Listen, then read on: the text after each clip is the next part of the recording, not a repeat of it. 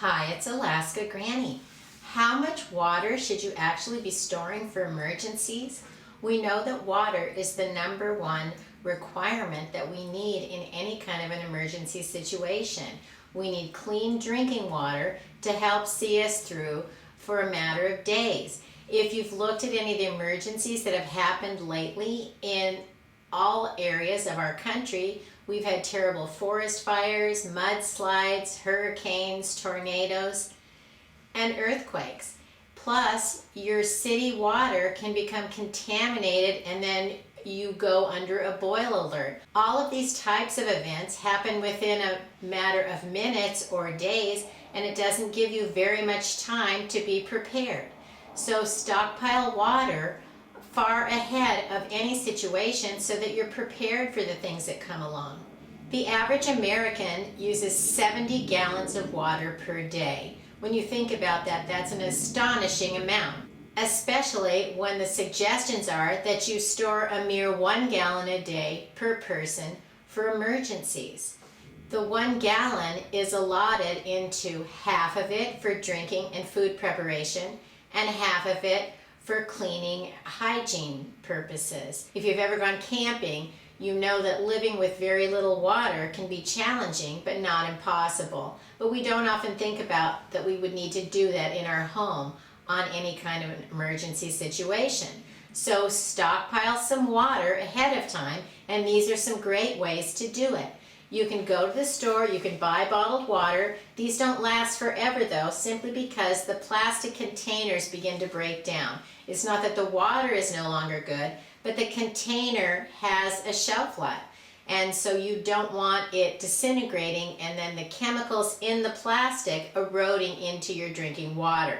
It's also an expensive way to store water, but in a grab and go situation, you could grab a few bottles of water and take them with you if you had to evacuate. Store some with your bug out bag so that you're always prepared.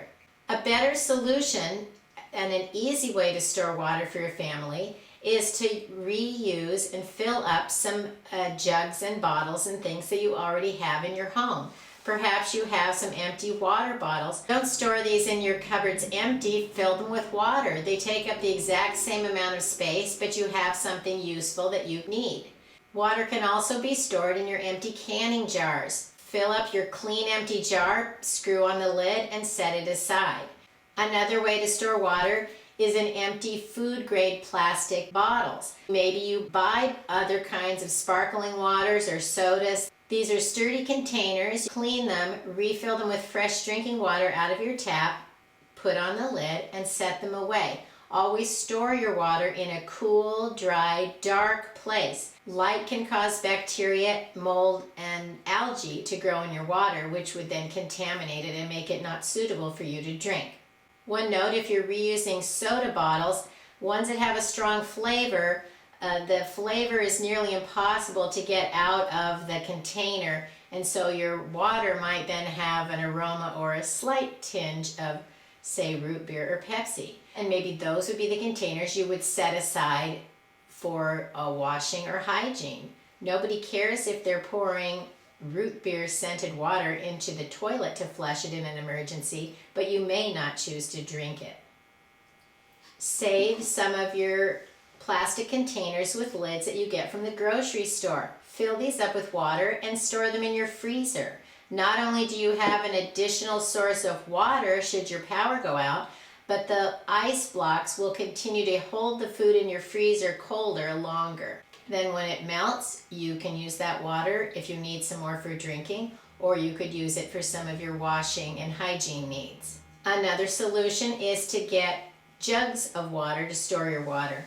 I like the Reliance ones. They're sturdy, they're a size that's manageable, but just remember, 1 gallon of water weighs over 8 pounds, and so every gallon is going to add a tremendous amount of weight. Don't fill up a container that then you are not able to move it. Get them in a size that works for you and the size that fits into the storage spaces that you have. If you find that you have more room, think about getting a water barrel, something like a 55-gallon that is designed for home storage of water for emergency situations. They are very sturdy and strong. Be careful about storing your water in somewhere like a garage or a shed, especially if you have freezing temperatures or the temperature gets very hot in the summer. You want to keep your water cool, dry, and dark.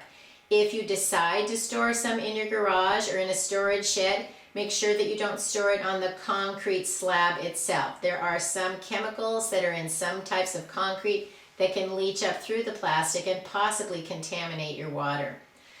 Put down a piece of wood, a pallet, an old piece of carpet, even some cardboard boxes, something to put a barrier between your container and a cement slab. Make sure the area where you locate your barrel is level before you fill it up, because they're impossible to move once they're full. And also make sure it's in an area that you can access it if you need to. Then you need to have a bung wrench and some kind of like a shaker hose so that you can access the water. You have to have a plan for how you would utilize your stored water in an emergency. Do you need to treat your water before you store it? Well, if the water coming out of your faucet at home is already cleaned, the answer would be no. Why would you need to treat water that you're already drinking? Your water is already safe to drink. It's still going to be safe if you store it for a reasonable amount of time. Consider rotating your water once a year just to make sure that none of it has evaporated, none of it has somehow gotten contaminated, and that it's as fresh as can be. Water doesn't expire, but it can sort of get flat. Have you ever had a cup of water next to your bed at night and you wake up in the morning and it just doesn't taste right?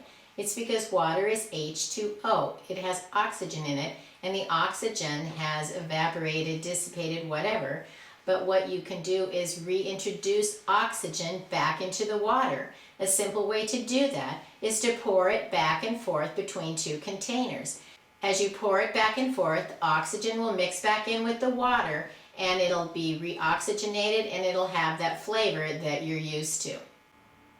Try to store at least a 14-day supply of water for each person in your family. 14 gallons per person set aside for whatever needs you would have. The recommendations of some things like FEMA say you only need a 3-day supply, but think about it. How many emergencies are long and drawn out, and the emergency personnel can't even get there for up to 5 days? Maybe you've ever had a power outage from the wind and it goes on for days and days, even weeks.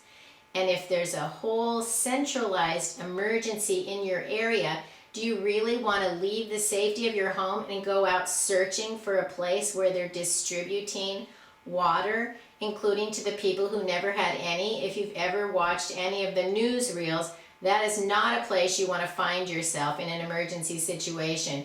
If you have the supplies you need, you can remain safely in your home or whatever location you're at. You don't have to go out on the streets, fight with the crowds to try to get the few resources.